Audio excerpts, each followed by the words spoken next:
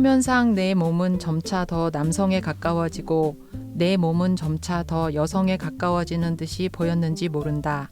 하지만 내면의 느낌은 그렇지 않았다. 내면에서 너와 나는 나란히 변모 중인, 그리고 느슨하게나마 서로의 변신을 목도하고 있는 두 인간 동물이었다. 달리 말하자면 우리는 나이 들고 있었다. 독서의 보물지도를 공유한다. 발굴 독서단, 오늘은 매기 넬슨의 아르고호의 선언들 129쪽으로 시작했습니다. 저는 은유입니다. 정주식입니다. 저는 신혜림입니다. 박권일입니다. 와, 반갑습니다. 발굴의 시간이 돌아왔습니다. 네. 오늘은 제가 픽한 책입니다. 저도 이 매기 넬슨 책이 처음이에요. 예, 이 책으로 처음 알게 됐는데 미국 사람이죠? 네. 미국의 영문학자이자 에세이스트인데 저는 이 책을 보면서 이분 혹시 시인 아닌가? 이러고 딱 봤더니 첫 시집으로 작품 활동을 시작을 했더라고요. 예, 이게 첫 책이라 저는 매기 넬슨에 대한 정보가 없었는데 왜 시인은 아닐까라고 생각하셨어요? 글이 시적이에요. 그리고 구성이 어떤 논리 구조를 따르고 있다기보다는 어떤 비약도 있고 봄, 여름, 가을, 겨울 순서대로 전개되는 게 아니라 봄 다음에 겨울도 나오고 막 이런 느낌이었기 때문에 굉장히 좀 압축적이고, 그래서 시적인 글쓰기를 한다 했는데 이제 첫 시집으로 작품 활동을 시작을 한 분이고, 아르고호의 선언들이라는 책을 좀 간단히 설명을 해드리면, 이 책은 이제 2015년에 발표가 된 책인데요. 이 매기 넬슨의 뭐 자전적 에세이라고 할 수 있습니다. 2024년에 한국에서는 발표가 됐더라고요. 그렇죠. 되게 예. 늦게 됐어요. 예, 2015년에 발표가 됐고, 그때 이제 전미 도서 비평가 협회 상을 받으면서 이제 주목을 그 미국에서도 받았더라고요. 근데 저는 이 전미 도서 비평가 협회상이 제가 무슨 책을 사면 항상 이렇게 띠지 같은 데 있어서 이게 굉장히 중요한 상인가 보다 생각은 하고 있었는데, 중요한 상이에요. 미국 3대 문학상 중에 하나고, 이제 평론가들이 주는 상이라 평론가들에게 인정받은 작품인데, 다들 그러면은 좀 알고 계신 분 있었나요? 이 책에 대해서? 전 몰랐습니다. 저도 몰랐습니다. 예. 아마 은효 선생님 아니었으면 거의 평생 모르지 않았을까. 아 진짜요? 네, 매기 넬슨 이름도 네 처음 들었어요. 그러니까 국내에 막 알려진 작가는 아니고요. 이 사람이 레즈비언인 거죠? 레즈비언입니다. 네, 그래서 부치라고 말을 사람들한테 듣는 소위 약간 남성적인 해리. 어떤 레즈비언 해리와 첫눈에 반한 거죠. 네. 그래가지고 사랑해라는 말을 뱉었죠. 사랑이란 말을 뱉었죠. 네, 그래서 급속도로 관계가 진전이 되고, 너 왜 이제야 나타났니? 성관계가 되게 잘 맞았던 되게 거죠. 잘 맞는. 예. 그래가지고 근데 결혼을 할 생각이 없었는데 이 하게 캘리포니아 주에서 결혼을 이제 막는 법안이 네. 동성 결혼을 막는 법안이 이제 통과되려고 해가지고 해야겠다 해가지고 막 갑자기 가가지고 결혼도 하고. 네. 근데 그 와중에 그 해리가 전에 입양을 한 것으로 추정된 아들이 있어서 예. 그 아들의 부모가 되는 과정도 거치고. 근데 그쵸. 그 뒤에 또 나도 임신이 하고 싶어져서 임신을 선택하게 하고. 되고, 네. 그 와중에 해리는 트랜지션을 해서 추진하고, 그 과정.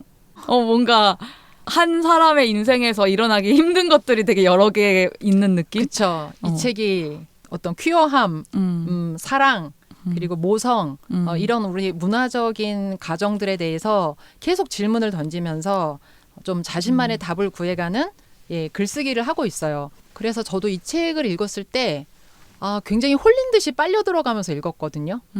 어디서도 본 적 없는 형식의 평범한 사람들은 경험할 수 없는 사랑 이야기인데 무언가 계속 변해가는 이야기이고, 소위 말하는 평범한 가정, 그냥 뭐 어떤 이성의 규범의 평범한 파트너의 사랑 이야기가 아니라 굉장히 어수선한 삶의 이야기들이 펼쳐집니다.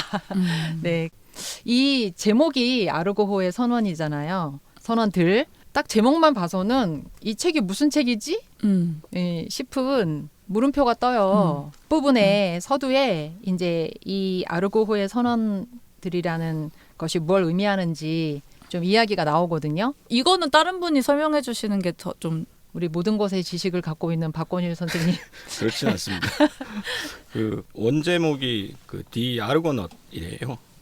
아르고넛이라고 돼 있거든요. 그러니까 아르고호의 선원이라는 의미도 있지만 아르고의 항해인 항해. 거죠. 넛이 이제 노티카의 앞에 들어가는 그런 이제 항해라는. 그래서 우리 어린이들 좋아하는 애니메이션 중에 옥토넛이라고 있거든요. 잠수함 타고 막 이렇게 그런 캐릭터들 나오는 게 있어요. 뽀로로 이상으로 막 인기 많은 그 옥토넛의 그 넛이 이 넛이에요. 이게 그 항해하는 선장 밖에 안대한 선장도 나오고 되게 귀여운 캐릭터 저도 좋아하는 캐릭터인데 그 옥토넛의 넛과 같은 아르고넛입니다. 아르고호의 항해는 이제 그리스 신화에 나오는 유명한 이야기이죠. 그리고 이 책에서는 정체성, 그러니까 동일성에 대한 그 비유로서 쓰고 있습니다. 그래서 내가 나였던 것들을 벗어 던지고 새 것으로 바꾸었을 때 그것이 이제 더 이상 나인가 내가 아닌가라는 문제, 그 문제에 대한 비유로서 은유로서 쓰이고 있고, 원래 아르고의 항해는 그 그리스 신화에서는 그리스 신화의 어떤 영웅들의 어벤져스, 그러니까 영웅들이 여러 명 나오는데 그 영웅들이 전부 다 한 배 타고 모험을 떠나는 이야기예요.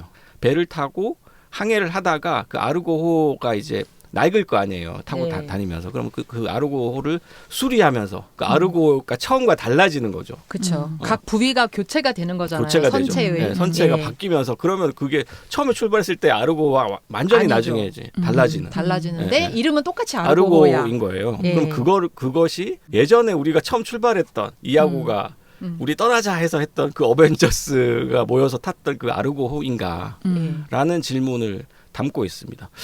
근데 제가 이 아르고호에 대해서 다시 한번 요번에 이 책을 읽으면서 찾아봤는데 저도 이제 대충 알고 있었던 얘기여서 이게 서구에서는 어떤 식으로 논의되는지 제가 맥락을 좀 파악하기 어렵더라고요. 왜냐하면 동일성에 대한 논의, 그러니까 동일성에 대한 뭐 패러독스, 네. 역설에 대한 이야기로 가장 유명한 거는 이 아르고호가 아니라 테세우스의 배거든요.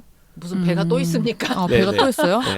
철학계에서 보통 네. 동일성에 대한 문제, 특히 이제 배의 부품을 갈아 끼웠을 때 그 배가 예전의 배인가 아닌가가 굉장히 유명한 철학적인 난제이기도 하고 역설이었어요. 오래된. 아. 그 수천 년에 걸쳐서 철학자들이 박터지게 싸운 논쟁이고 그게 테세우스의 배라는 비유입니다.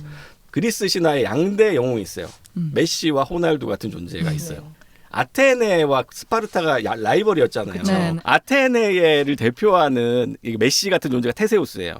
되게 머리 꾀를 잘 부려서 네. 괴물을 퇴치하고 했던 그걸 유명하고, 스파르타는 힘을 상징하는 영웅이 헤라클레스입니다. 투톱 같은 유명한 이제 영웅인 거죠. 어쨌든 그 테세우스가 괴물들을 퇴치하기 위해서 모험을 혼자서 떠난 적이 있어요. 그때 탔던 배가 테세우스의 배입니다. 배. 그리고 그때 탔던 배가 중간에 풍랑도 만나고 뭐 이런 과정에서 계속 판자를 바꿔요. 근데 나중에 이제 그 미노타우루스를 죽이고 나서 귀환을 한단 말이죠. 아테네로. 귀환할 때 이미 그 배가 아닌 거예요. 그래서 그것이 테세우스 배의 역설이라고 해서 철학계에서는 굉장히 유명한 동일성에 대한 이야기인데, 같은 이야기네요. 아르고호의 거의 같은 배와. 이야기인데 네. 제가 아는 동일성에 대한 이야기는 테세우스의 배입니다. 저는 아르고호가 그렇게 쓰인다는 얘기를 여기서 처음 알았거든요. 그러면 매기넬스는 왜 테세우스의 배가 아닌 아르고호의 그러니까 배를 저는 그게 약간 가져왔을까요? 궁금하긴 해요. 제가 이해하기로는 예. 보통 테세우스 배 비유를 할 때는 당연시되는, 그러니까 동일성을 당연하게 인정받는 것에 대한 의문으로 제기되거든요. 네. 그게 과연 진짜 동일한 게 맞아? 라는 거잖아요. 직관적으로 봤을 때. 네. 그 배가 아닌데 처음에 그 나무가 다 없어졌는데 그 배가 진짜 맞아라는 의문으로 제기되는 게 테세우스 배의 비유인 거고, 여기서 말하는 아르고의 비유는 그 반대예요. 그러니까 뭐냐면 동일성이 아니라고 주장하는 것에 대한 반박인 거죠. 그것은 동일해. 그러니까 이게 테세우스의 배는 물질성에 관한 이야기고, 네. 이 사람이 말하는 아르고는 서사에 관한 이야기. 물질적으로 보면 그게 동일하지 않을 수 있잖아요.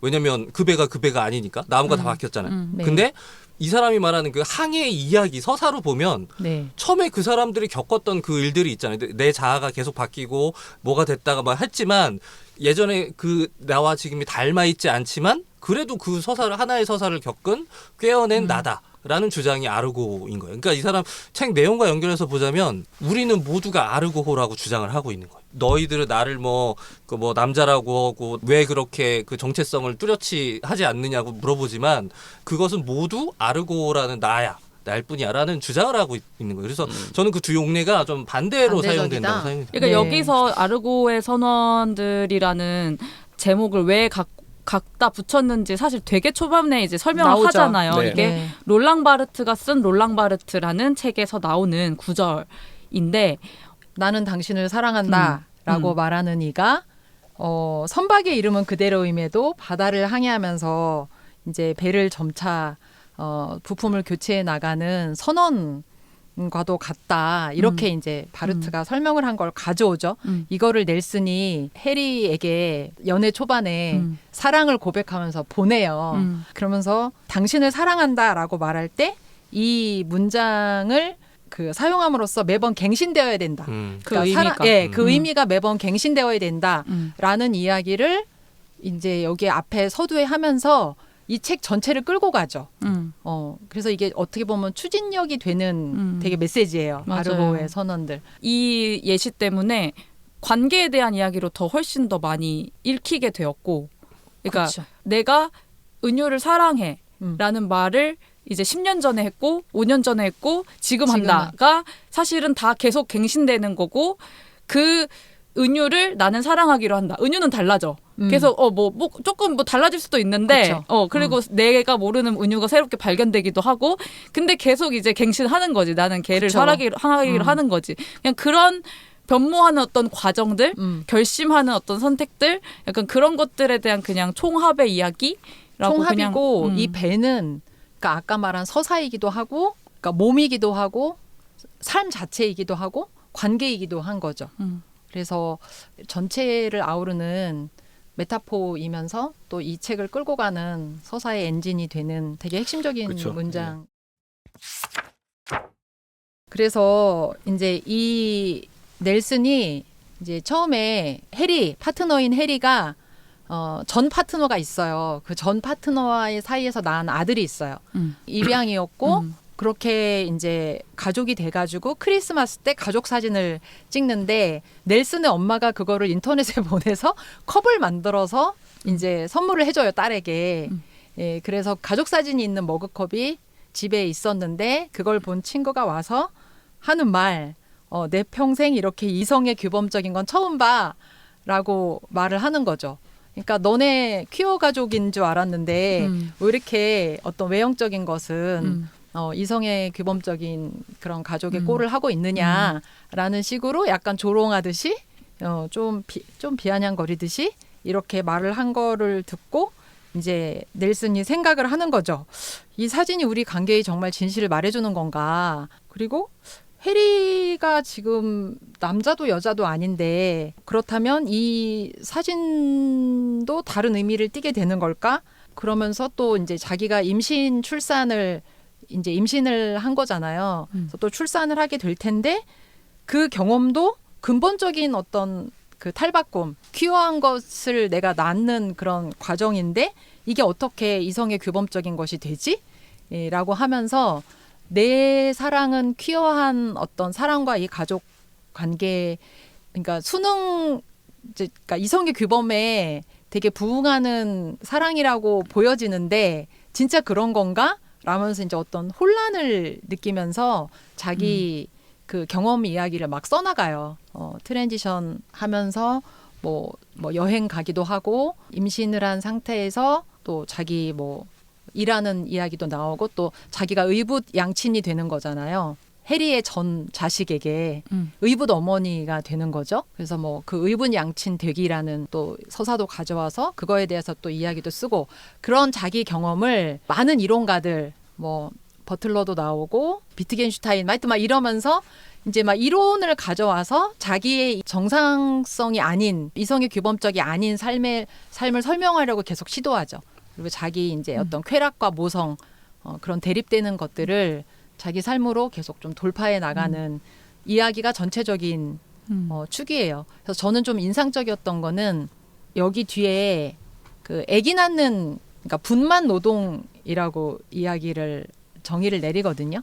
그래서 이제 임신했을 때 그 몸에 일어나는 변화, 그리고 아기 낳는 과정의 그 이야기, 그리고 출산을 다 한 다음에 이야기 이런 것들이 임출육 경험이 있는 저한테 굉장히 생생하고 낯설게 다가왔어. 낯설게요? 네. 어째서 그래서 그랬죠? 아니 내가 경험한 일인데 네. 처음 보는 이야기처럼 오. 빨려들게 되면서 그런 생각도 동시에 들었어요. 난 이걸 2번이나 했는데 왜 글을 못 썼지? 이 사람한테는 이 경험이 왜 더 이렇게 퀴어한 경험이 된 거지? 그것에 대한 충격이 저는 이제 기본적으로 굉장히 좀 컸던 것 같아요. 나한테는 처음이긴 하지만 자연스러운 그런 또 야단스러운 경험이었는데 넬슨은 출산은 나에게 가장 고요한 경험이었다. 뒤에 막 이런 이야기도 있거든요. 그러고 그 자기 몸에서 일어나는 모든 변화를 낯설 막 묘사를 하면서 또 되게 변해가요. 완벽주의 성향에 있다가 의존을 또 좀 자연스럽게 받아들이고 또 자기가 자기 아버지도 의붓 양친이었는데 의붓 아버지였는데 자기가 또 의붓 양친이 되고 나니까 아버지한테 뱉었던 말들이 낱말 단위로 나에게 다 돌아오는 느낌이 든다. 뭐 이런 이야기도 하고 육아 이론도 나오고 뭐 쭉 여러 겹의 이야기들이 막 어떻게 보면 어수선하고 산만하게 예, 쭉쭉쭉쭉 펼쳐지죠. 그러니까 한 사람에게 보통은 이제 뭐 여성의 몸이 변하면서 이런 어떤 가족이 꾸려지는데 아르고의 선원들에 나오는 넬슨의 가족은 파트너가 트랜지션을 해서 예, 호르몬을 맞고 있어요. 그러니까 남성이 되어가고 또 모성이 지닌 여성이 되어가는 거예요. 남성이라고도 이제 규정하지 않죠. 네, 그냥 네. 적어도 호르몬을 맞는 부치 이런 식으로 자기를 그냥 규정을 굳이 한다면 그 정도. 그 정도다. 네, 남성도 아니다라고 얘기하는 사람. 사람들이 자꾸 나를 규정짓는 걸 싫어하죠. 규정짓지 말아라. 원래 그렇게 똑부러지는 정의는 없는 것이다. 이렇게 말을 해서 저는 그 표현이 재밌었는데 둘이 호르몬 잡탕에 잠긴 우리라는 예, 표현을 해요. 그래서 무언가 우리는 되게 이제 명확한 뭐 남성 여성이 만나서 자식을 낳고 그러니까 되게 굉장히 간단하게 정리되는 것들이 여기는 뭘 설명하려면 딸려오는 이야기들이 너무 많은 거예요. 네, 그래서 저는 이런 점들이 재밌고 흥미롭고 자극도 많이 지적인 자극, 감각적인 자극도 많이 되어서 아 이런 식의 글쓰기가 가능하구나라는 점도 전 너무 좋았고 이렇게 읽었는데 다른 분들 이 책 어떻게 읽으셨는지 궁금합니다. 누가 먼저 얘기해 주실래요? 예, 저는 그 주제 의식이 흥미로웠고요. 네. 글쓰기에서는 저는 힘들었어요. 이런 방식의 글쓰기. 그러니까 저는 이렇게 논리적인 기승전결이 없으면 일단 아까 그 은유 쌤이 처음에 말한 것처럼 시인의 글쓰기예요. 느낌이 났다 이렇게 예, 말씀하시잖아요. 그러니까 이게 약간 그 아르고라는 개념 설명부터 해서 이제 뭔가 이게 기에 해당되는 부분이구나. 이게 이제 앞 뒤에 나올 이야기의 어떤 단초고 이걸 내가 해석해야 이제 뒤에 이제 나올 이야기를 도파할 수 있겠구나라고 이렇게 읽기 시작했는데 그런 게 아닌 거예요.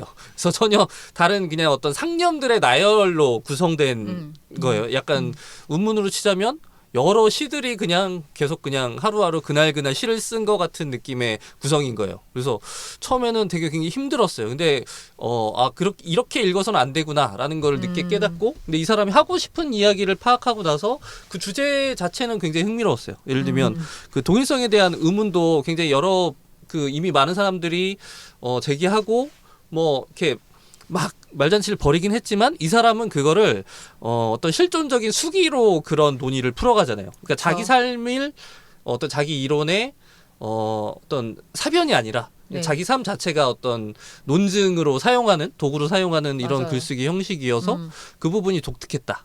그래서 그랬는데 좀 혼란스러워지는 부분이 있어. 이 사람이 그러니까 네. 예를 들면 어떤 명쾌한 주장을 그 자기 말로 쭉 하는 게 아니잖아요. 그쵸. 이 사람의 상념을 가지고 우리가 그걸 해석하는 과정에서 이 사람의 주장을 일부는 추측하고 일부는 연결하고 그리고 또 이 사람이 이야기하는 수많은 어떤 이론가들의 이론들을 어떤 맥락으로 사용했는지가 좀 모호했어요. 모호하죠. 그래서 내 네. 머리로 끼워 맞추는 도중에 좀 혼란스러워졌다. 그래서 아직도 좀 끼워 맞추고 있는 도중이고 그 여러분들의 생각을 들으면서 좀 더 맞춰봐야 될 것 같은 생각이 있습니다. 예를 들면 어떤 이론을 갖고 와서 그걸 네. 막 깊게 파헤치지 않잖아요. 네네. 그냥 어떤 문장을 인용해서 자기의 경험을 뭐 풀어가는 열쇠말 정도로 이제 이용을 하니까 그러니까 개인의 경험과 이론. 근데 그 이론이 추상적인 개념이 아니라 자기 삶으로 몸으로 뚫고 나간 부분에 대한 네네. 논증처럼 쓰죠. 그래서 네. 제가 이해한 그냥 이 예. 책의 핵심만 짧게 이야기하자면 이 사람은 전체화된 언어, 이 사람의 표현에 의하면 전체화된 언어로 구체적인 삶을 규정할 수 없다. 규정하지 마라. 이 말을 하고 있는데 비판의 대상이 명확히 있는 것 같아요. 예를 들면 뭐 여러 사람의 이론을 인용을 하지만 다른 인용들은 대체로 자기가 동의해서 그냥 끌어다 쓰는 자기 주장을 뒷받침하는 이론들이고 딱 하나 타깃으로 놓는 건 에델만이라는 사람의 그 재생산 미래주의라는 이론이 있나 봐요. 네. 저는 그 이론을 읽어보지 못했으나 그 이론이라는 것 자체가 퀴어 내부의 비판 이론인 것 같은데 예를 들면 퀴어는 퀴어다워야 된다. 라는 그 어떤 정체성에 대한 규정됨인 거죠. 근데 이 사람은, 이 저자는 에델만이라는 사람이 말하는 그것으로부터 벗어나고 반박하기 위해서 다른 무수한 이론을 갖다 끌어다 쓰고 있어요. 그래서 그거를 구분해서 보면 조금 더 명확하게 쉽게 읽을 수 있을 것 같아요. 그러니까 저는 매기 넬슨이 이제 생산 노동이 있고 재생산 노동이 있잖아요. 이제 출산과 가사 노동 이런 것들 재생산 노동으로 분류를 하는데 그래서 자본주의를 굴러가게 하는 거잖아요. 네네. 아기를 낳아서 노동자를 만들고 그런데 이거 재생산 노동 아니고 이것도 생산이다 라는 식으로 이야기를 하는 부분이 있어요.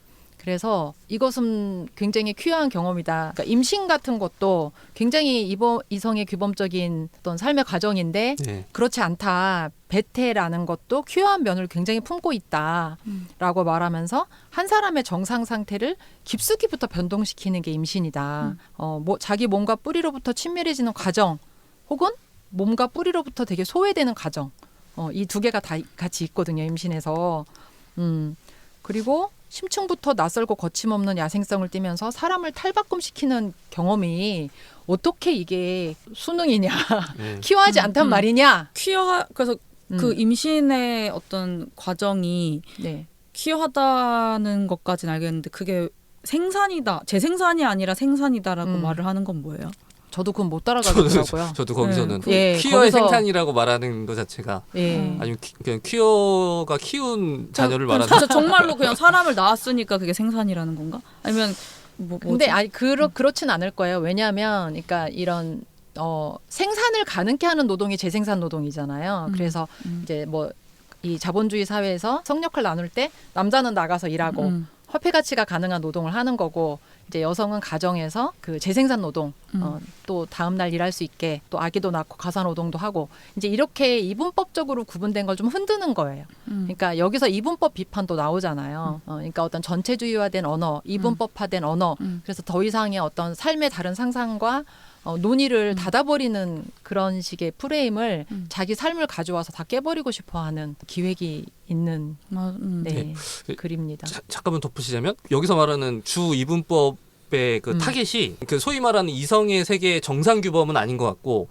그 이성의 세계 정상 규범을 한번 깨려고 했던 에델만의 재생산 미래주의. 재생산 미래주의. 근데 그 재생산 미래주의라는 것도 알고 보면 이원화된 개념으로 가득 차 있기 때문에 그 규범을 깬다. 그러니까 한번 깬 거를 다시 한번 깬다. 그런 의미여서 맞아. 우리 뭐 한국에서 김규진 씨가 아이를 뭐 낳아서 하는 말들처럼 김준 씨가 누구죠? 저희 잘 몰라서. 김규진 씨는 레즈비언 커플. 레즈비언 커플로 결혼을 했는데 아기를 낳았어요 최근에. 그래가지고 되게 화제가 됐고 근데 그들을 공격했죠. 어떤 퀴어들도 공격을 했고 아기를 왜 낳는 선택을 하는지에 대해서 의문을 가진 사람들도 있 것이고. 그게 딱 에델만 네, 같은 사람이에요. 딱 그 케이스인 거죠. 그러니까 정상성 규범이라는 것의 그 급진적인 레디컬한 대안으로서 나오는 것이 퀴어인데 그 퀴어 이론이 이제 역사적인 과정을 거치면서 그건 역시도 하나의 규범이 된 것이고 그것이 이제 다시 또 내부에서 그것에 대한 다시 또 급진적인 대안 혹은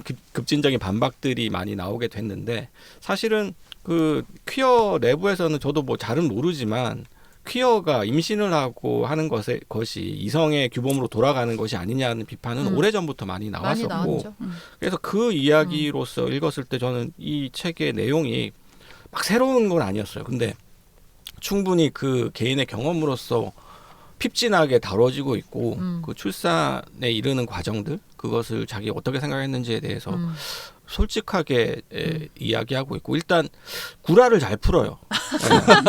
구라를 그냥 그러니까 스탠딩 아니 코미디언이 글을 잘 쓴다고 예. 하는 게 아니라 구라를 잘 풀기 때문에 이게 좀 중간중간에 걸리는 이제 이론가들이나 이런 얘기들 설명 없이 넘어가는 부분들도 그 구라빨 때문에 그냥 넘어가는 부분들이 있었거든요. 그래서 저는 이런 거는 되게 큰 장점이다. 이것이 사람들한테 많이 읽히도록 만든 힘이 아닌가. 맞아요. 그러니까 시인으로서의 어떤 운율감 같은 게 있어요. 그래. 산문인데 되게 딱딱 끊겨 있거든요. 단절되어 있고 끊어져 있는데 그 단속되어 있는 그 글들이 나중에 보면 이제 좀 이어져 있는 거죠. 예. 그 내재적으로 이어져 있는 부분들이 사실은 이제 그 감각 글쓰기의 감각이고 말하기의 감각인 것 같은데 되게 구술적인 글쓰기라는 생각을 많이 했어요. 이게 특이한 게 뭐 중재나 소재가 하나도 없이 단락으로 나뉘어져서 쭉 이어가잖아요. 아 진짜 좀 예. 한계에 다다를 때쯤 결말에 다다르더라고요. 네. 아, 이게 해림은 왜 어떤 한계를 느끼신 거예요? 이거 이 딱 그 책은? 단락별로 단락이나 그냥 어떤 목차가 없어. 그러니까 일기를 한 50개 써놨다고 하면은 그걸 다 이제 조각조각 단락으로 찢어가지고 네. 막 이렇게 섞어놓은, 네, 섞어놓은. 그래가지고 갑자기 막 화자도 바뀌어요. 화자라고 하는 게 맞나? 막 대상? 뭐 해리한테 말하는 말들이 있다가 예. 그 다음 단락에서 뭐 자기 혼자 또 떠들고 그쵸. 시점도 아기를 낳았다가 안 낳았다가 뭐 의붓 아들을 대하했다가 뭐 어머니가 죽었다가 막 아무튼 뭐 그러니까 네. 이게 시적인 거죠. 네, 예, 산문의 그 뇌로 읽으면 안 돼요. 근데 이게 저는 그 올가 토카르추크 언니도 약간 소설 맞아. 산만하게 쓰잖아요. 그런 느낌이 그게 있어. 저는 약간 저의 한계치였던 것 같아요. 그래서 산만한 거 못 견디시는 네, 세 분. 거기는 네. 그래도 그 소재 챕터라도 있었잖아요. 챕터라도 있죠. 그래서 또 다른 마음으로 읽어야겠구나 아. 이러면서 또 다음 챕터를 맞이하고 그러는데 그리고 최소한의 기승전결이 뭐 아예 있죠. 없는 건 또 예, 아니지. 예. 근데 여기는 그냥 너무 자기 멋대로 자기 시점을 막 왔다 갔다 하니까 그래서 이게 예 맞아요. 그 단락의 힘이 있는데 그 힘으로 읽기에는 이제 100페이지, 200페이지 다 가니까 점점 이거 좀 선 넘어가고 있는 것 넘네. 같은데 하되 결말에서 해리 어머니가 죽어가는 과정. 죽어가는 과정과 출산하는 과정. 그 해리 어머니가 죽어가는 과정을 해리가 이제 설명하는 내용과 자신이 이제 매기가 출산하는 과정이 이제 막 그 두 개가 교차하면서 약간 좀 몰입도가 좀 생겨요. 클라이막스를 예, 막 예. 치닫는 그 부분에서 이제 조금 정돈이 되면서 마음의 안정을 찾고. 예, 그러면서 너무 좋은 글들이었어요. 맞아요. 그래가지고 오 하면서 딱 다시 좀 이 책이 좀 정돈이 되는. 그래서 아까의 그 혼란스러움이 이제 조금 더 소화가 되는 그 결말로 저는 인해서. 오히려 혜림님이랑 반대였어요. 초반에 그 산만한 그 약간 ADH적인 글쓰기의 어떤 독특한 구라빨이 좋았는데 마지막에 가서 이제 해리 어머니의 죽음과 자신의 출산을 교차시키는 게 너무 클리셰인 거예요. 아, 이거- 인위적이야. 이건 너무 인위적이고. 모든 이야기에서 반복돼 왔고 모든 어떤 이런 종류의 이야기에서 늘 누구나 이렇게 어떤 결말에서 그 화해하고. 클리셰적인 그 대조라서 이거는 좀 실망스럽다라는 생각을 많이 했습니다. 아이 뭐 저는 그 형식이 필요하다고 느꼈어요. 이 네. 책을 읽고서 한 번은 제가 묶어줘야 된다. 들었던 마지막으로 딱 덮으면서 들었던 생각은 나는 경계가 필요하다. 예. 저는 거기서 이게 타협을 느꼈습니다. 작가의. 아, 저도 좀 타협을 느끼고 근데 좀 필요한 타협이라고는 생각했는데 저는 오히려 최승자가 생각이 났어요. 그러니까 최승자 죽음의 어떤 연결고리로 설명을 해내잖아요. 그러니까 자기 어떤 세계관을 그 최승자는 그 탄생과 죽음으로 묶어서 이렇게 하나로 설명하는데 이번 책에서 나온 그 장면에서는 카타르시스는 있는데 그게 좀 자기적인 카타르시스 유도라는 것도 알았지만 근데 저는 이렇게 머릿속에 명쾌하게 그 두 개가 논리적으로 딱 설명이 되진 않았어요. 최승자는 저는 됐거든요. 두 개가 뭐예요? 그러니까 그 탄생과 죽음을 그렇게 교차한. 예, 이게 뭐 의도가 정말로 그냥 시적인 그냥 운율의 표현인가? 아니면 어떤 논리적인 내가 이해하지 못한 뭔가가 있나 좀 궁금했어요. 그 두 개가 그렇게 나열된 이유가 그냥 삶에 공존하는 이야기인 거고. 그냥 나열이군요. 그렇다면 나열. 자기적이긴 했습니다. 자기적이고 그 자체가. 끝이 굉장히 해피엔딩이잖아요. 네. 그게 조금 이상했어요. 그래서 행복하게 예. 살았습니다. 이렇게 예, 끝난 예, 느낌이었어요. 결론을 위한 결론. 근데 그 약간 글의 초반부에 위니콧이라는 그 육아 전문가 있잖아요. 미니컷. 예, 육아 전문가 이분은 퀴어하지 않은 사람인데 이제 매기 넬슨이 굉장히 의존하는 육아 전문가란 말이죠. 근데 그분이 이런 얘기를 한다고 이제 인용을 해요. 어머니와 아이의 관계를 외부에서 관망함으로써 그 자신은 이 관계를 벗어나려는 유혹을 거부해야 한다. 그러니까 내밀한 연결의 통찰을 얻고자 하는 이상 밖에서의 관찰은 이미 근본적인 오류다. 뭐 이런 식으로 말을 하는데 저는 약간 이 말을 이제 뒷부분이 좀 받쳐준다고 생각을 했거든요. 그러니까 뭔가 밖에서의 관찰 이런 거 우리가 지금 말하고 있는 게 어떻게 보면 밖에서의 관찰인 거예요. 근데 그런 거 모르고 진짜 굉장히 그냥 태어남 그리고 죽음에 대해서 굉장히 그냥 내부적으로 어떤 그때 가진 정서와 어떤 내가 겪은 경험들을 써 내려가는 것 이제 내가 그 경험한 그대로를 그냥 쓰는 것 약간 그냥 그거의 맞아요. 의미를 저는 두었어요. 이 아까 주식님이 감각 이야기했죠. 무슨 쾌와 불쾌가 있는 네, 네. 글이었다. 근데 이 감각과 희열 어떤 쾌락 이런 부분의 이야기가 많이 나오잖아요. 근데 이 이제 감각과 희열 어떤 대여감의 노래 굉장히 운율적인 글쓰기인데 매기 넬슨 인터뷰에서 그랬대요. 자기한테 기억은 그렇게 흥미로운 주제가 아니다. 저는 수행적 글쓰기에 흥미가 있어요. 열기를 가진 것, 무언가와 함께 움직이는 것이 좋아요. 이랬더니, 그러니까 굉장히 다 쭉쭉쭉 밀고 나가잖아요. 근데 어떤 감각과 희열의 최대치가 출산, 죽음, 그런 것들이기 때문에 그게 이제 마지막에 와서 확 폭발시킨다. 예, 폭발이 된 것 같아요. 그러니까 뭐 주장 자체나 이 사람의 어떤 영혼, 어떤 그 급진을 향하는, 그러니까 급진 내부의 어떤 그 규범성에 대해서도 급진적으로 생각하는 그런 영혼에는 동의를 하는데 제가 처음부터 끝까지 짜증나고 동의가 안 됐던 것은 방법론입니다. 여기서 이제 오토시오리라는 장르라고 이제 운영 선생님도 말씀을 하시고 이 책에 대해서 설명을 할 때 많은 분들이 이제 장르를 오토시오리라고 얘기를 하는데 자기의 자전적인 경험과 이론을 결합해서 설명하는 그런 방식의 이제 독특한 글쓰기죠. 일종의 오토픽션과도 많이 이제 같이 언급이 되는 오토픽션은 이제 자기의 자전적인 소설을 오토픽션이라고 하고 또 자문화 기술지라는 게 있습니다. 사회과학에서는 그 오토 에스노그래피라고 해서 자기 자신을 인류학자가 돼서 관찰해서 그런 이제 장르가 있는데 그거에 비해서 책임감이 떨어지는 장르. 그것에 대비했을 때 사실은 저는 굉장히 그런 장르들에 대해서도 평소에 문제의식을 갖고 있었고 제가 가지고 있는 고유의 이론적인 관점에서 도저히 납득할 수 없는 방법론을 쓰고 있어요. 오토시오리는. 그러니까 이론들이 몇 가지는 이제 정합적으로 설명이 되는데 대부분은 그냥 패션으로 인용이 되고 있어요. 이 스타일로서 이론이 인용이 되고 있고 이론이라는 거는 사실은 일반화와 개념화를 통해서 사람들과 커뮤니케이션을 하기 위해서 만들어진 것인데 그것이 순전히 자기 경험을 서술하고 장식하는 의미로 사용되고 있다는 점 그리고 그것이 어디까지나 중산층 고학력 여성의 관점에서 그러니까 배우지 못하고 이런 이론을 이해할 수 없는 여성들이 이해할 수 없는 방식으로 이렇게 이론을 나열하는 것이 사실은 어떻게 퀴어하는 것인가 이거야말로 정말 상징 계급의 어떤 상징 폭력이 아닌가 하는 생각이 들 정도로. 그럼 이론서는 더 못 읽잖아요. 그렇죠. 이론서도 상징 폭력을 가하는 거죠. 네, 이론서는 저 못 배운 하층민 근데 계급은 내가 더 이런 못 이제 읽죠. 오토 그 시오리가 정말 비겁하다고 생각하는 이유는 네. 이론에 대해서 그렇게 이제 이론적으로 저 같은 사람이 비판을 하잖아요. 그러면 이거는 나의 개인적인 경험이다라면서 주관적인 당사자성으로 도피를 해버려요. 그리고 그 주관성에 대해서 또 얘기를 하잖아요. 그러면 다시 또 이론으로 가요. 이 왔다 갔다 하면서 어떤 식으로도 정당화의 그 의무를 회피하는 방식 그것이 저는 오토픽션도 마찬가지고 오토 에스노그래피도 마찬가지고 이런 오토 시오리도 마찬가지예요. 이 방식이 사실은 과거부터 제가 그 탈식민주의 이론이라든가 이거 퀴어 이론에서 갖고 있었던 오랜 불만이기도 하거든요. 그리고 제가 박사학위 논문에서 계속해서 이제 문제 삼았던 지점이 이것이에요. 소수자를 이야기하고 약자를 이야기하는 것들이 사실은 대부분 다 고학력 지식인들의 이론을 통해서 이것을 정당화하는데 사실은 소수자, 약자, 서브알턴이라고 부르는 사람들도 자기 언어를 갖고 있거든요. 그 언어를 통해서 충분히 이야기할 수 있고 사회 구조적인 모순을 이야기할 수 있는데 항상 그런 이야기들을 하는 사람들 지식인 그 엄청 어려운 이론들 버틀러 이론 이런 걸 가지고 얘기하잖아요. 근데 저는 차라리 버틀러는 그래도 정직하다고 생각하는 게 이론을 가지고 대결을 해요. 그래서 이론가들 내부 집단에서 싸워요. 논쟁을 하고 자기의 이론의 정합성을 가지고 논쟁을 하는데 이론 종류의 글쓰기는 그렇게 할 수가 없어요. 왜냐하면 자기 경험에 대한 이야기니까. 내가 그렇게 느끼는데도 어쩔 거야. 이게 너무나 저는 비겁한 방식이라고 생각해요. 그런가요?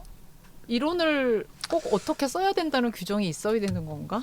저는 비겁하다는 생각은 안 들었고 이것이 더 궁금하면 여기 뭐 사라 아메드 얘기 나오는데 이게 뭐지? 왜 한 줄만 인용하고 말지? 그러면 저는 그냥 그 책을 읽어보는 방식으로 그 또 탈주하는 독서를 하고 그냥 이렇게 그냥 좀 즐기는 독자 입장이거든요. 그 즐기는 것이 누구가 즐길 수 있고 누구는 즐길 수 없다라는 것이 우리 같은 사람들은 즐길 수 있겠죠. 네. 이런 이야기들에 대해서. 네. 근데 그 제가 이제 그 뭐 박사 논문에서도 썼지만 제가 근거하고 있는 이제 이론가 중에 한 분이 노먼 덴진이라는 사람인데 이 사람이 지식인들이 가지고 있는 그런 이론가적인 그 위에서 내려다보는 듯한 시선에 대해서 계속 얘기를 하면서 이 사람이 앤더슨 부인이라는 사람과 인터뷰를 오래 해서 논문을 내는데 앤더슨 부인은 흑인과 뭐 이런 여성에 대한 차별에 대해서 어려운 이론을 동원하지 않고서도 얼마든지 이야기하고 그것이 탁월한 방식으로 미국 사회의 문제를 드러내고 있다라고 얘기를 하거든요. 그거를 심층 인터뷰를 통해서 보여줘요. 실적 연구를 통해서. 근데 이론을 이야기하면서도 사실은 그 이론이 누구에게 가닿을 것인지에 대한 고민이 저는 보이지 않는다는 거예요. 오토 시오리라는 장르에서는. 시오리라는 그 말 자체는 그리스 어원의 그 공적인 시오리. 어떤 행사를 본 사람들이 공적인 광장에 가서 많은 사람들이 알아들을 수 있도록 설명한다는 의미가 들어있거든요. 그런 점에서 저는 이것은 티오리라는 그 개념이 가지고 있는 본래적 의미와 모순되는 방식의 그럼 글쓰기다. 이제 아르고흐의 선언들이 문제라기보다는 그 장르 자체의 장르 자체의 한계인 한계를 지금 네. 지적을 하시는 거죠. 근데 아르고의 선언 자체를 지적을 하는 거라고 볼 수밖에 없는 게 오토 시오리의 거의 창시자처럼 아, 얘기는 그래요? 얘기가 이 사람이 되던데요. 예. 창시자예요? 대표적인 사례로 언급이 되긴 하는데 이 기여를 했다. 이 오토 시오리라는 장르에.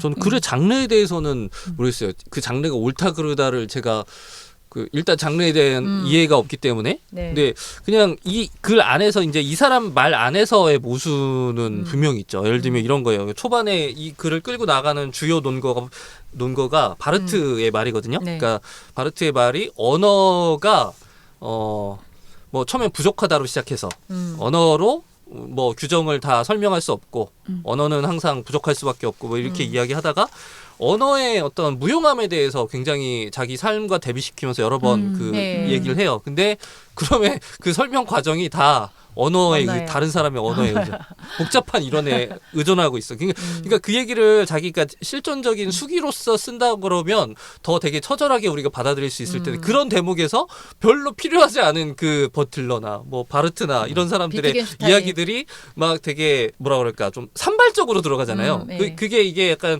인용의 체계가 없고 인용에 대한 이 사람의 의견이 다 읽고 나면 얼추 알겠어요. 다 읽고 네. 나면 그냥 동의의 의미구나 알겠는데 그 순간 읽는 장면에서는 이 인용문과 이 사람의 글을 어떻게 매치시켜야 될지가 너무 복잡했던 거예요. 유일하게 비판하는 게 에델만과 그 버틀러와도 약간 불화하는 부분이 있어 보였어요. 아무튼 그래서 이런 그 형식, 그러니까 언어는 아무것도 아니라고 주장하면서 언어에 의존하는 이 그 수행 모순이 저는 읽는 동안 불편했었어요. 그러니까 수행성 이론을 얘기하지만 수행성이 가지고 있는 그 위계가 분명히 있거든요. 언어적인 능력, 상징 계급들이 가지고 있는 특권들이 있는데 그런 특권에 대한 아주 예민한 의식을 갖지 않고 쓰고 있다는 느낌을 많이 받았어요. 자신의 어떤 대학 생활이라든가. 이 혜림님은 혜림님은 어떻게 어때요? 보셨나요? 그런 거를 이 사람한테 다 기대를 하면서 이 책이라는 걸 읽어야 하나. 저는 이 책을 그러니까. 그냥 드라이하게 네. 미국의 중산층 지식인 여성이 중산층 지식인 여성이 이런 식으로 갈등을 때리고 있고 내가 생각한 것보다 이게 사실 10년 전 얘기잖아요. 네.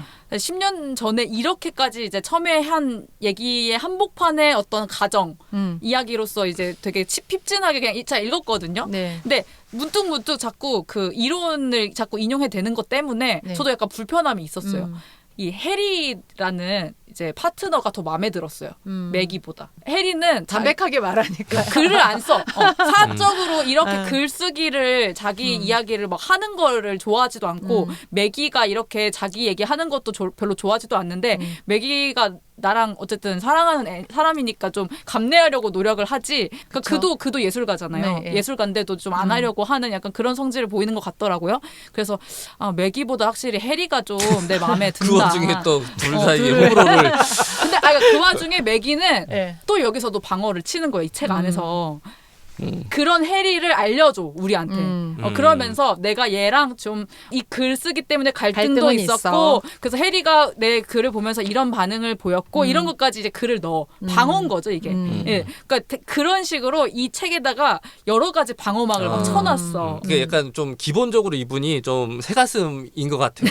그러니까 본인의 주장을 펼 때도 그리고 되게 날서게 하지 않고 그 아까 그 어떤 본인이 생각하는 분명한 그 오름이 있거든요. 제가 보기에는 예를 네. 들면 규정하지 마. 언어로 우리 구체적 삶을 규정할 수 없어 이렇게 하는데 그거를 그렇게 하지 말라고 말하지 않고 누군가는 그게 뭐 좋겠지만 누군가는 그게 안 좋을 수 있다 단정할 수 이런 없죠. 식으로 얘기하고 있어요. 그래서 이런 걸 보면 이 사람이 되게 소심한 분이 섬세한 거지. 어떻게 단정적으로 말해요.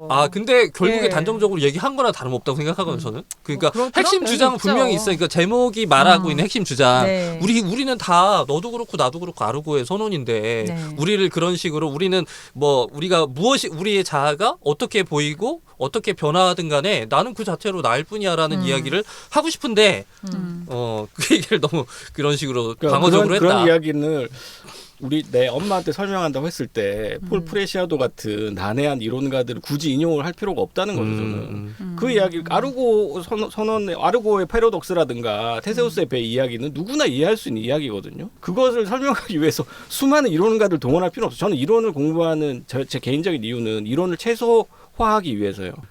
논증과 관찰에 더 집중하기 위해서 이론을 최소화하기 위해서 저는 이론을 많이 공부해야 된다고 생각하는 사람이고 이론을 위해서 이론을 공부하는 것 그리고 그 이론이 누구에 가닿을지에 대한 어떤 자의식 없이 계속해서 그 이론을 얘기하는 근데- 것 그런 부분들이 사실은 이론의 비민주성 위계성을 부추기는 행동이라고 근데 생각하거든요. 저는 모르겠어요. 그런 측면이 있죠. 필요 이상으로 인용이 좀 많네 이런 생각은 했지만 그게 저한테 거슬리진 않았어요.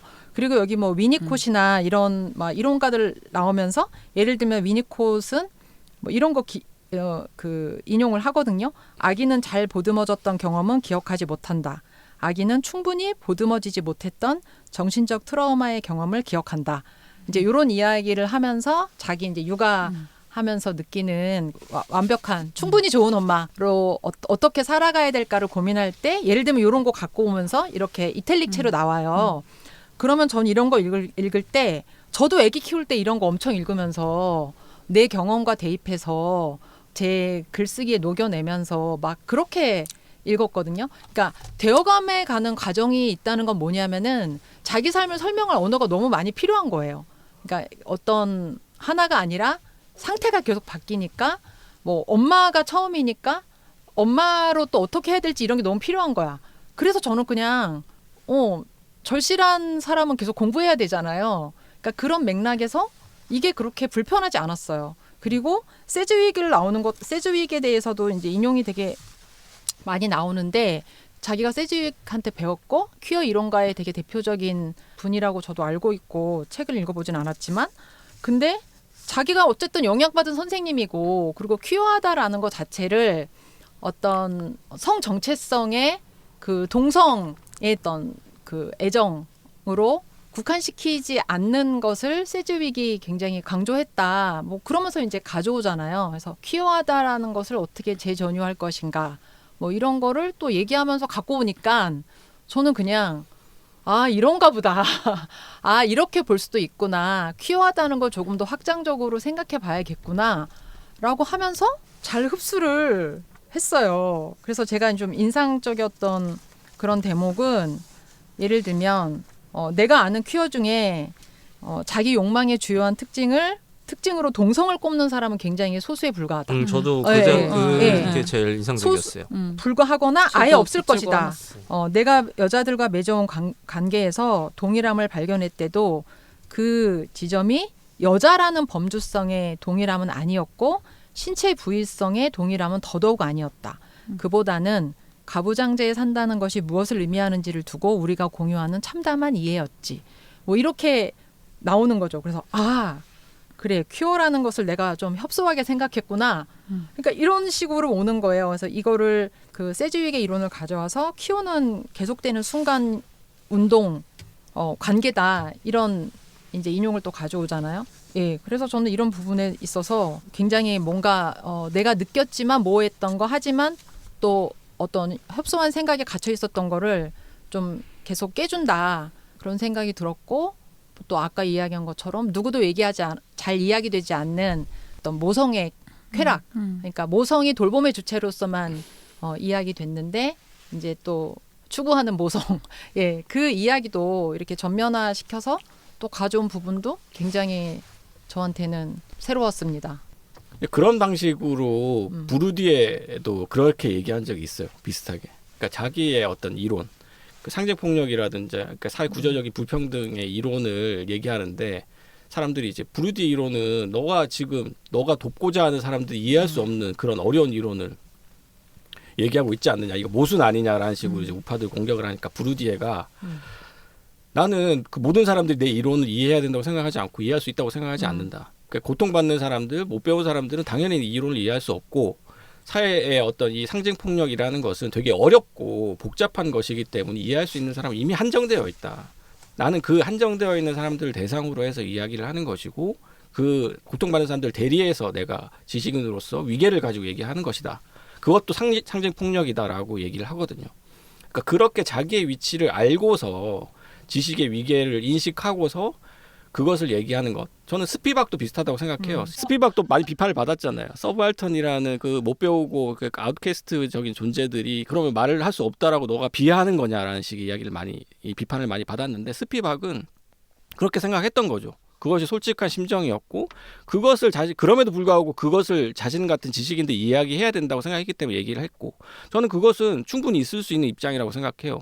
근데 저는 이런 오토 시오리 같은 장르는 그런 식으로도 정당화될 수 없는 방법론이라고 생각하기 때문에 문제적이라고 보는 거예요. 저는 이제 이론을 공부한 사람도 아니고 이론가가 아니니까 약간 네. 뭐 그런 부분까지는 잘 모르겠지만 퀴어 관련해서 글을 쓰는 사람들이 좀 뭐 그런 경향이 약간 있는 것 같긴 하거든요. 권희 쌤이 말하신 자기 어떤 정체성과 관련되어서 막 이런 이론이랑 이렇게 막 번복해가지고 꼭 이런 오토시어리 장르가 아니더라 하도 약간 그런 경향 있잖아요. 예. 근데 그럴 수밖에 없겠다라는 생각이 들거든요. 자기가 퀴어라고 좀 약간의 정체화를 하고 있는 사람이라면 저는 그래서 권일쌤이 말하는 게 자기가 그렇게 정체화가 안 돼 있기 때문에 할 수 있는 말이라고 생각해요. 저는 사실 그 중간지대에 있는 사람이라고 저는 좀 생각하거든요. 그래서 왔다 갔다 해요. 이렇게 쓸 수밖에 없는 사정에 대해서. 그리고 자기 스스로 그래서 공부를 했고 이론을 막 채집을 해가지고 그렇죠. 마치 자기 얘기처럼 사실 써놨잖아요. 인용이라고 써놓긴 했지만 에세이와 어떤 자기 말과 인용에 대해 번복돼 있잖아요. 근데 그럴 수밖에 없는 사정이 저는 분명히 있다고 생각이 들거든요. 특히나 이 사람의 어떤 사정은 기구하여 네. 굉장히 완전 그냥 파편화되어 있고 혼란스럽고 그 자체의 어떤 삶을 살고 있는데 그 이야기를 이런 나도 이제 점점 한계에 다다를 수밖에 없었던 그런 번복일 수밖에 없었겠다. 라고 생각이 들었어요. 저는 이걸 이론서로 읽진 않았고 처음에 이론서인 줄 알고 시작을 했죠. 그렇게 이론서인 줄 알았어요. 진짜? 처음에 왜냐면 이론 바르트의 인용부터 시작해서 이거는 뭔가 본격적인 이론을 펼치는 냄새로 시작하잖아요. 근데 그게 아니라는 걸 알고 나서는 저는 뭐 이거 이론서가 가져야 할 윤리를 뭐 이 책에 적용할 수 있을지 잘 모르겠어요. 근데 제가 느끼는 거는 이게 2015년작이라고 했잖아요. 그러니까 이것도 이제 좀 그 시대를 우리가 한번 거슬러 올라가 봐서 그 시대의 어떤 담론의 어떤 분위기를 한번 생각을 해봐요. 우리가 2016년이 한국에서는 이제 페미니즘 리부트죠. 예. 그것도 이제 미국에서 넘어온 건데 네. 그 직전의 시기였어요. 우리가 저번에 인용했던 낸시 프레이저와 악셀 호네트의 그런 그 인정 이론과 어떤 그 분배 이론의 충돌 이게 이제 2010년대 초반에 일어났고 이 사람은 마침 본인도 이제 그런 퀴어 정체성을 갖고 살다가 그런 담론을 휘발려서 퀴어 내부적인 공격에 부딪힌 거죠. 에델만 같은 사람이 퀴어들은 그렇게 일종의 퀴어 다움이 요구되는 상황에서 자기는 그런 시점에 동성 결혼을 하고 애를 낳아서 키우는 시점에 그 혼란함을 우리가 충분히 감안하고 읽으면 이게 더 와닿을 수 있다고 저는 생각해요. 근데 그렇다고 해서 그 사람은 그렇게 쓸 수밖에 없는 사정이 있어. 이거는 나는 그렇다. 아니, 만약 그렇다고 아니, 하면 그러니까, 우리가 여기 올려놓으면 안 돼 이 책을. 만약에 그렇게 아니, 치면. 나는 근데 거기서 끝나고 싶진 않고 근데 이게 나는 2011년에 얘기 나온 아마 뭐 그 무렵이죠 대충. 예. 쓴 거는 또 그 이유잖아요. 근데. 예. 그러니까 옳고 그름의 문제로 나는 점점 이렇게 두기가 약간 힘든 느낌? 그러니까 뭔가 충분히 이 사람이 글은 책을 썼다라고 말하기가 힘들고 내가 생각하기에 취향이 아닌 책을 썼다라고 말을 하게 되는 점점 왜냐하면 계급성이 약간 결여된 것도 예를 들어 디디에 리봉이 이거 읽고 좀 생각이 났는데 디디에 리봉이 박건일 쌤이 추천해서 저는 읽은 책이었거든요. 근데 계급성이 있어서 너무 좋았어요. 근데 이게 나한텐 옳은 문제가 아니라 약간 취향의 문제가 아닐까라는 생각을 좀 계속 하게 되는 곳. 그러니까 가장 개인적인 것이 가장 정치적인 것이다라는 말이 있잖아요. 은효 선생님도 자주 인용을 하시는데 이게 많은 경우에 좀 오해가 되는 것 같아요. 이게 당사자성이나 주관성을 특권화하는 방식으로 많이 사람들이 이해를 해서 오용하는 경향이 있고 저는 근데 가장 개인적인 것이 가장 정치적인 것이란 말은 오히려 그 반대라고 생각하거든요. 그것은 내 정치적인 사적인 영역이 공적인 알고 봤더니 공적인 영역이고 이것이 객관적으로 우리가 같이 얘기해 봐야 될 영역이다라는 이야기라고 생각을 하고 그런 면에서 저는 이런 주관적인 경험의 이야기 특히 이제 퀴어의 경험은 너무나 드물기도 하고 이 소중한 경험은 일종의 객관성의 확장의 차원에서 공적으로 훨씬 더 쉽게 이야기가 되는 게 맞다라고 저는 생각해요. 저는 당위적으로. 근데 그것을 스스로 좁히는 방식으로 글을 쓰면 오히려 많은 사람들이 읽지 못할 뿐만 아니라 오히려 더 이제 반발을 받을 수 있다라는 점에서 저는 그래서 이제 오토 픽션이라든가 오토 에스노그래피라든가 오토 시오리 같은 장르에 대해서 늘 갖고 그쵸. 있는 의심과 비판 의식이 다 그런 쪽입니다. 그래서 저는 시어리니까. 네, 그 시오리라는 것에 대해서 우리가 너무 쉽게 생각하거나 너무 장식품적으로 생각하는 게 아닌가 뭐 그런 그 정도의 그런 문제의식입니다. 장르의 한계는 있을 텐데 저도 딱 보니까 아까 제가 이제 73년생이면 저랑 이제 또래 여성이고 대학을 나와서 이제 박사까지 했고 백인 여성이잖아요. 백인의 지식인 여성인데 그냥 저는 그 한계를 충분히 이제 알고 감안하고 봤기 때문에 그냥 그러려니 한 측면이 있거든요. 물론 이 또 장르도 오토시얼이라고 하니까 그냥 이건 그런 건가 보다라는 건데 뒤에 이제 이 출산 분만 노동에 대해서 분만 노동이란 말도 제가 처음 봤는데 그 상세히 묘사된 걸 보면서 이런 식의 글쓰기가 왜 없었을까가 저는 계속 생각이 났거든요. 이렇게 많은 지식인 여성들 또 뭐 지식인 여성이 아닌 여성들 다 출산 경험이 많이 있는데 이런 류의 글을 제가 처음 봤거든요. 이렇게 길고 상세하게 나온 희한하네요. 저도 출산 이야기 딱 한 꼭지 썼어요. 싸울 때마다 투명해진다. 근데 뭐 그냥 나에게 출산은 야만 체험이었다. 뭐 무슨 양수가 터지고 뭐 굉장히 숭고한 게 아니라 나한테는 지저분한 일이었다. 근데 여기 뭐 아기가 나올 때 똥도 같이 나온다 이런 이야기 하잖아요. 저도 이제 첫 아기 낳았을 때 아기 가졌을 때 선배가 그런 얘기 했거든요. 너 아기 낳다 똥이 나오기도 해. 이런 얘기를 해서 진짜 막 이랬는데 저는 그런 경험을 하진 않았지만 어쨌든 여기 막 그런 것도 굉장히 디테일하게 나오고 막 이러잖아요. 그래서 저는 그런 점에서 너무 소중하다. 그게 있는 것 같아요. 약간 퀴어가 이 책 때부터인지 그 전부터인지 모르겠지만 좀 많이 쳐줬잖아요. 소위. 약간 쳐준다? 예술계나 문학계나 이런 데서 문학계도 젊은 작가사 소재주의로 영화에서도 그렇고. 약간 그런 예. 상을 좀 많이 받았고 그러니까 그런 것 때문에 이 책도 처음에는 약간 뻔한 건가 또? 약간 뻔한 퀴어 책 에세이인가라고 했는데 점점 보니까 좀 괜찮은 구석들이 되게 많아가지고 저는 어떤 책을 읽든 간에 이 책을 완전한 인간이 썼을 거라고 가정하지 않고 읽어요. 그래서 예를 들면 되게 결함이 많은 인간들이 쓰잖아요. 누구나 네. 있고. 근데 각자가 견딜 수 있는 영역들이 있는 거예요. 있는 거죠. 예를 들면 어떤 사람은 여성 혐오가 뭐 조금 냄새가 나면 도저히 참을 수 없어. 이런 게 있고 어떤 사람은 계급적인 부분에서 너무 그렇게 그걸 무감각하면 읽을 수 없어. 각자가 그 갖고 있는 역치들이 역치가. 있잖아요. 근데 이 책도 그런 것 같아요. 약간 이론서의 그 학문의 윤리에 되게 예민한 사람은 권일님처럼 이 책은 좀 읽기 힘들어. 힘들 수 있을 거다. 네. 근데 저는 학문하는 사람은 아니고 뭐 저도 뭐 그냥 장르의 어떤 그런 크게 막 어떤 이 장르는 이래야 돼라는 그 관념을 뭐 그런 건 잘 없는 사람이라서 그냥 이런 책도 있겠거냐 하고 읽을 수 네. 있었던 거고. 근데 이 책의 어떤 장르에 대한 역치가 좀 다를 수 있는데 이 책은 좀 그게 편차가 좀 클 수 있다. 네. 취향을 좀 탈 수 있다. 근데 이론을 공부하는 사람이 이런 비판을 해주는 건 필수인 것 같다고 생각해요. 네, 네. 그러니까 저는 사실 그냥 취향의 문제로 가르지만 네. 오토스열이라는 오토스열이라는 그런 장르의 비판을 한계. 받아야지 마땅한 네. 책이라고는 저는 좀 생각이 들긴 해요. 저는 그 장르 얘기를 오늘 여기서 처음 들었어요.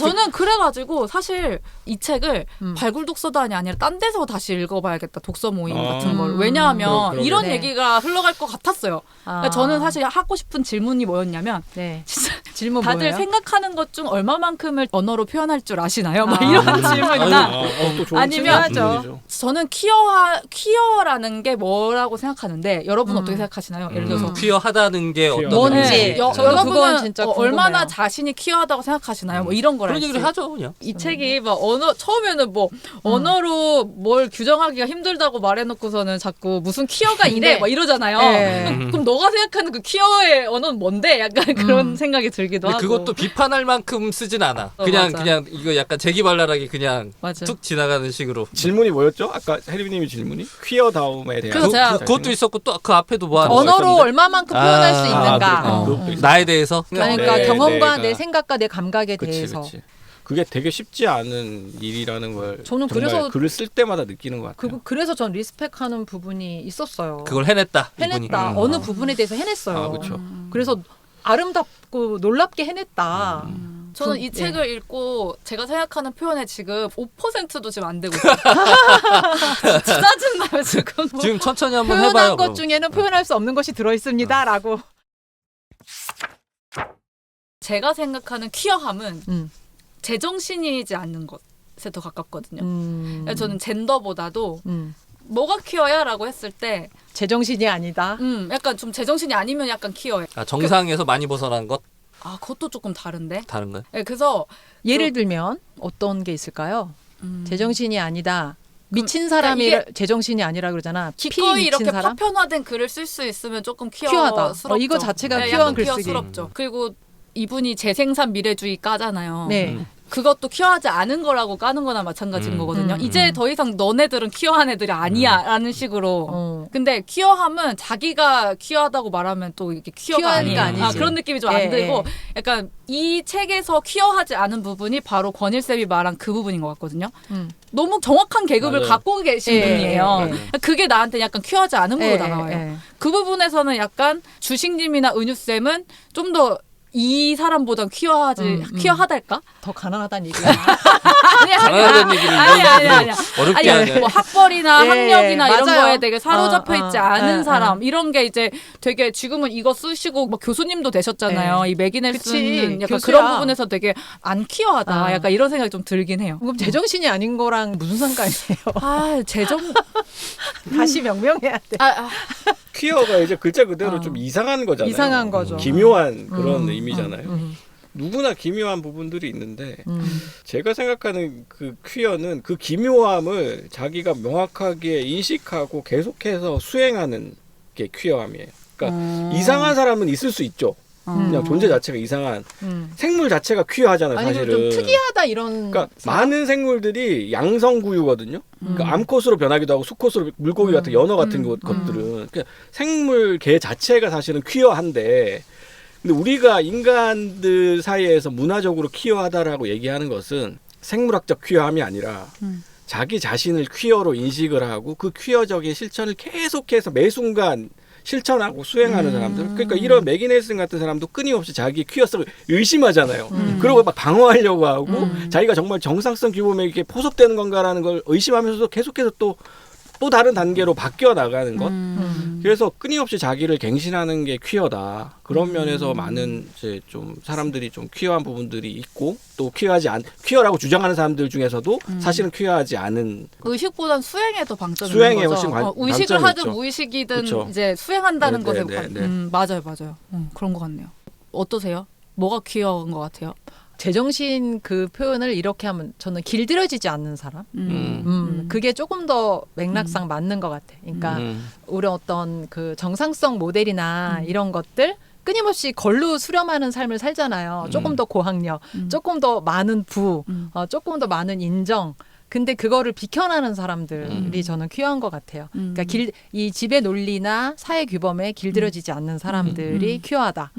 그래서 뭐 꼭 남자는 여자랑만 결혼해야 돼라는 어떤 강제적 이성의 규범 사회에서 자기를 이제 자기 감각이 어떻게 보면 좀 열려 있고 깨어 있어서 퀴어의 삶을 사는 거잖아. 좀 덧붙이자면 퀴어들을 제가 아는 퀴어들을 보면서 내가 퀴어하지 않다라고 느끼는 모먼트들이 이 사람이 너무나 능력주의자일 때예요. 그러니까 퀴어들 그렇죠. 중에서 제 경험상 능력주의자들이 너무 많아요. 그러니까 자본주의 사회에서 자신의 어떤 사회적 지위를 증명해야지 자신의 어떤 안정성을 더 찾을 수 있다고 생각하는 사람들이 강박적으로 그렇게 생각하는 사람이 너무 많고 그러다 보니까 자신의 학력이라든가 자신의 재력을 과시하길 좋아하는 사람이 너무 많고 또 제 개인적인 또 약간 거부감은 퀴어들과의 대화에서 너무나 모든 게 성애로 모아져요. 마치 프로이트처럼 모든 것이 다 성애적인 관계로만 이야기가 되고 이 책을 읽으면서도 살짝 좀 거부감을 느꼈던 것이 쾌와 불쾌라는 성적 쾌락에 대한 이야기도 물론 중요한 부분인데 삶에서 이제 저처럼 이미 이렇게 성애화에서 이제 멀어지고 있는 사람 입장에서는 처음부터 끝까지 모든 게 다 성애로 설명이 되나? 삶이라는 것이? 그렇지는 않다. 그 무성애적인 그런 관계들도 있는 것인데 그런 부분들은 좀 살짝 좀 이건 개인적인 거부감이고 그렇죠? 예. 그렇습니다. 퀴어하다는 말이 일단 규범화하는 말이라서 그러니까 매기 넬슨의 주장에 의하면 퀴어하다라는 말을 의식하는 순간 퀴어하지 않게 되는 것 같아요. 그래서 이 사람도 퀴어하지 않나라는 비판에 대해서 이제 방어를 하면서 본인의 퀴어함을 드러내고 있잖아요. 그렇죠. 그런 노력 자체가 안 퀴어해 보인다는 생각이 들어요. 근데 퀴어다움이라는 표현을 주인님이 쓰셨잖아요. 그 말 자체가 일종의 형용 모순 그렇죠. 같은 단어잖아요. 그렇죠. 규범화. 네. 매기 넬슨이 그거를 막 증명하려고 했다기보다는 그 질문을 계속 안고 살아갔다고 생각해요. 우리가 중요한 질문 늘 뭐 하잖아요. 뭐 인생이란 무엇인가, 뭐 퀴어란 무엇인가, 잘 산다는 게 뭔가 이런 질문은 답이 없어요. 근데 답이 없는데 저도 동의합니다. 네. 답이 없는데 이 사람은 네. 답이 있다고 분명히 저는 생각하고 있다고 생각해요. 왜냐면 퀴어함이라는 것에 에델만의 그 공격 에델만 나를 오늘 규범화하려는 밀고 있습니다. 에델만. 에델만이 그 나를 퀴어하지 못하다고 한 공격에 대해서 정확하게 반박을 계속 하고 있어요. 그러니까 이 사람은 거기에 대해서 그걸 안고 고민하는 모습을 보여주는 숙이라기보다는 거기에 대한 반박을 나의 삶으로서 보여주는 숙이다. 이 책은 저는 그렇게 생각을 하고 그래서 좀 퀴어하지 못하다. 라는 생각이 들어요. 그 질문에 굳이 답을 하자면. 근데 그 역시 근데 이것도 제 모순인 게 내가 그 퀴어함과 퀴어함을 하지 않다를 저도 말을 하고 있잖아요. 그러니까 말을 하는 순간 좀 그러니까 이렇게 그래. 이상해져. 그러니까 퀴어하다를 말하는 순간 그걸 의식하는 순간 이걸 말한다는 건 저도 의식을 하고 말하는 거기 때문에 그러니까 이걸 발화하는 순간 이거는 퀴어하지 않게 된다. 그래서 세즈윅이 퀴어는 계속되는 순간, 운동, 동기다, 되풀이되고 회오리치고 교란하는 그런 상태인 거지. 이게 뭐 그게 어떤, 정확한 거 아니에요? 예, 그렇게 확정된 게 아니에요. 이제 얼마 전에 제가 혼란. 예. 감명 깊게 본 유튜브에서 어떤 예. 비둘기에 대한 생태 연구 논문을 인용을 하더라고요. 그 비둘기가 관찰해 봤더니 이 비둘기든 다른 새들이랑 다르다. 얘네들은 일단 규칙을 싫어하고 안정도 싫어하고 퀴어네요. 그러니까 보상으로 모기를 줘도 얘네들 그걸 따르지 않아. 보상으로 모기를 준다는 거 너무 귀엽다. 그러니까 얘네들 모기를 준대는데도 자기가 기분 좋을 때는 먹고 아닐 때는 안 먹고 이게 일관되지 않아서 우리 고양이랑 똑같은데요. 예. 뭐 이런 규칙으로 예. 길들일 수 없는 존재가 대도시 비둘기다라고 얘기를 했는데 그거 보면 되게 마음에 들더라고 비둘기가. 그래서 저도 여기 퀴어라는 단어를 이제 재정의하려고 되게 애쓰는 그런 대목이 많이 나오는데 거기에서 제가 또 좋았던 문장은 내가 지금 스스로를 보호하고 자아를 지키려고 애쓰고 있는지 아니면 기꺼이 휩쓸리고 흐트러질 걸 감안하고 세상이 다가오도록 나를 열어젖히고 있는지 뭐 예를 들면 이런 어떤 자기 성찰적인 모먼트가 계속 나오거든요. 그러니까 이런 부분을 읽으면서 그래 나는 지금 어떤 상태지? 저의 퀴어함이 무엇일까 또 돌아보기도 하고 하듯이 이런 어떤 대어감의 그 상태로 살아가는 그 건강성 그런 건 저는 좀 감명 깊었어요. 그러니까 트랜스젠더 말이 쉽지 트랜지션이 너무 어려운 일인데 그 파트너의 그런 트랜지션을 정말 사랑하는 사람의 트랜지션을 열렬히 지지해주고 지극정성으로 돌봐주고 막 이렇게 기꺼이 자기를 새로운 세계에 열어젖히고 또 좋은 퀴어 양친이 되기 위해서 이런저런 노력을 막 기울이고 이런 모습들이 우리가 활자로 볼 때는 그냥 아 그런가 보다 압축돼 있으니까 보지만 이 나날이 이 순간순간이 얼마나 치열하고 힘겨웠을까. 그러니까 관성대로 살지 않는 거잖아요. 이 책 읽으면서 그러니까 풀리지 않는 이제 질문은 그러니까 이 사람은 사실 결국에는 누군가 애인이 필요한 사람이고 섹스 파트너가 필요한 섹스 사람이야. 파트너가 필요하고 자식을 결국 낳고 싶은 사람이었잖아요. 누군가를 돌보고 싶고 돌봄받고 싶은 그런 어떤 집 안에서 같이 뭔가 꾸려나가는 걸 그렇죠. 어쨌든 욕망했던 사람이잖아요. 그렇죠. 뭐 그것을 욕망하면 퀴어가 아닌가라고 이제 제 생산 미래주의랑 그 싸운 그 경위도 약간 그런 거가 있는 것 같고.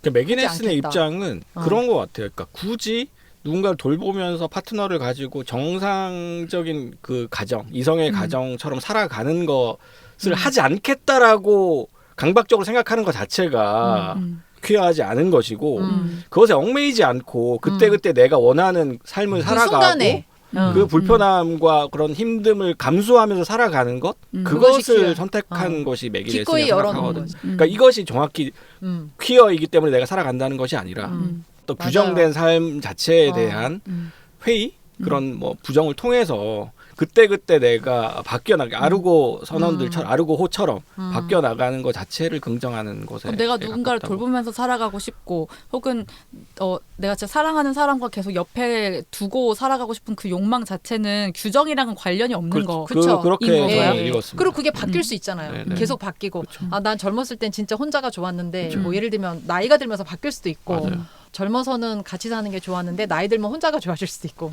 그렇죠. 근데 되게 젊었을 때는 되게 성애화된 방식으로 사람들과 관계를 맺었다면 나이 들면서 또 비성애화된 방식으로 삶을 꾸려갈 수도 있는 거니까. 그러니까 근데 이게 그것도 나고 이것도 나잖아요. 열어 젖히는 게 중요한 것 같아요. 그러니까 다가오는 것들에 나를 열어 젖히고. 저는 점점 나이가 이제 들어가면서 네. 제 주변에 그 젠더 관련해서 퀴어라고 이제 명명되는 친구들보다 네. 혼자 살아가기를 선택하는 사람이 더 적어요.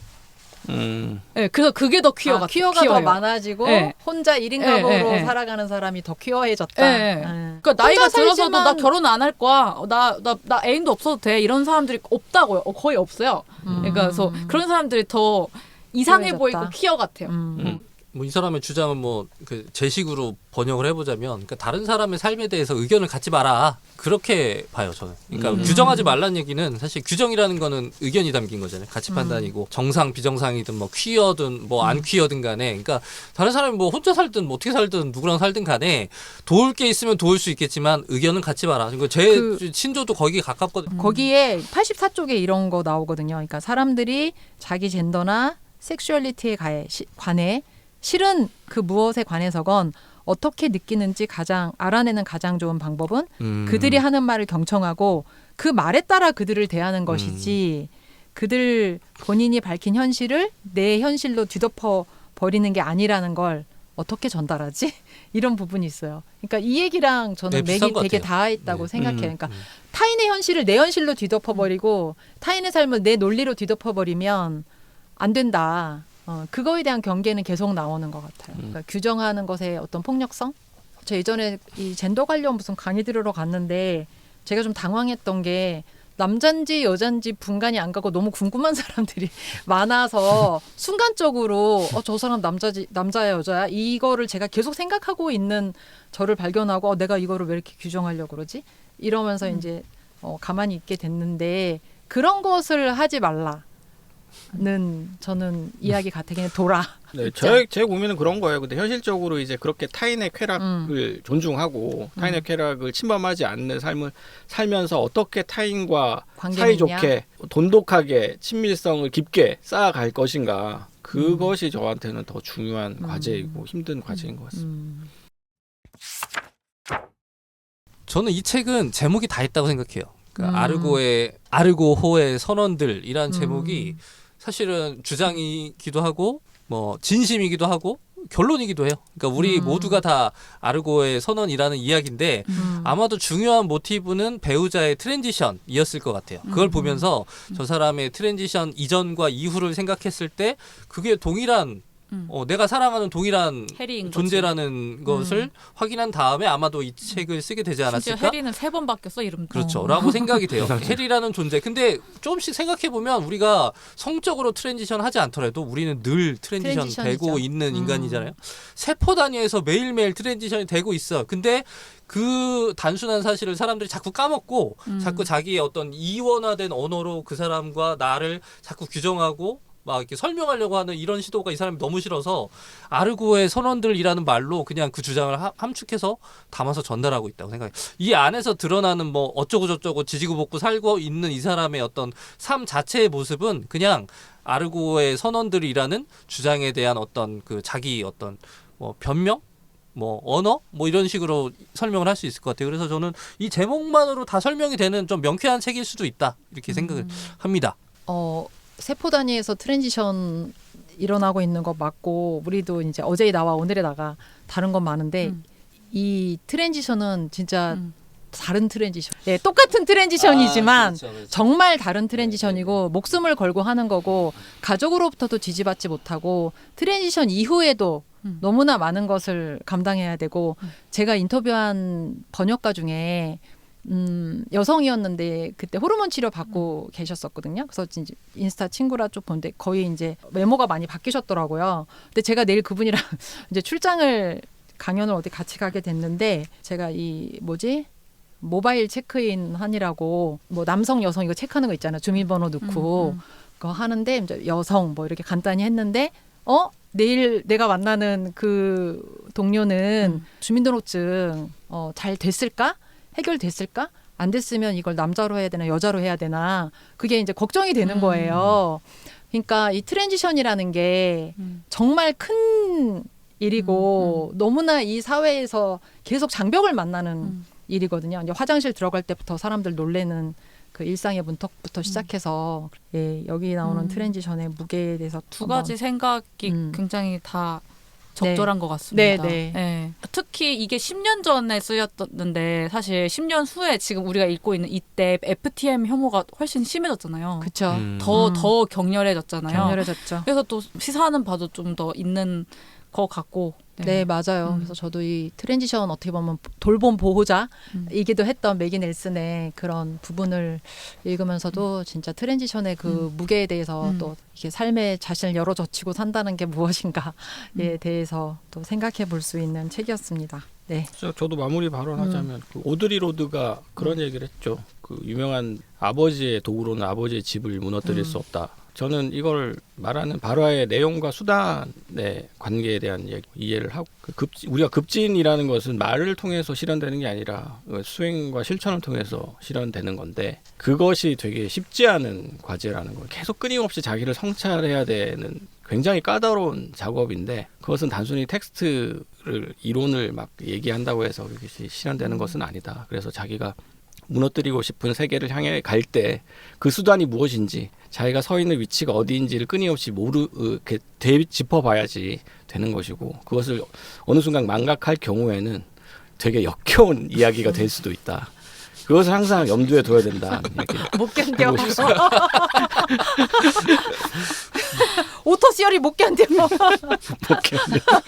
못 견디는 박관일님의 마무리 발언이었고요. 저희 참 중요한 뉴스가 있잖아요. 뉴스예요? 네, 뉴스죠. 빅뉴스. 네, 우리만의 저희 발굴 독서단이 어느덧 1년이 되었습니다. 와. 세월 참. 네, 저희가 오늘 굉장히 폭염을 뚫고 이렇게 모였는데 왜 이렇게 덥지? 우리 예전에 시작할 때도 더웠는데. 그러니까 약간 데자뷰 같은 거죠. 그때도 막 너무 덥다. 어느덧 1년이네라는 벌써 인식을. 1년. 네. 7월 28일이죠. 방송이 나갈 때쯤이면 예, 다 같이 이제 들으시면서 아니 이게 저만 나이 먹어서 그런 건지 이게 너무 빨리 1년이 지나가 버린 것 같아요. 저도 한 6개월 지났나? 발굴 독서단 이 함께 했던 생각했어요. 시간이 1년 대책 회의 좀 합시다. 그래요. 네, 좋습니다. 네, 더 많은 덕자님들 예, 더 많은 발굴의 기운을 만날 수 나눠드리기 있도록. 위해서 나눠드리는 작전 회의를 좀 하고 또 다음 시간에 더 그래서 조금씩 독자분들이 늘어나고 있잖아요. 네, 아주 폭발적이진 않지만 네. 조금씩 조금씩 차근차근, 아주 조금씩 네. 차근차근 네. 늘어나고 있습니다. 네, 감사히 생각하고 있습니다. 감사히 생각하고 있고요. 또 앞으로도 계속 잘 들어주시길 바랍니다. 네. 네, 오늘 들어주셔서 감사합니다. 수고하셨습니다. 수고하셨습니다. 감사합니다. 네. 들어주셔서 감사합니다.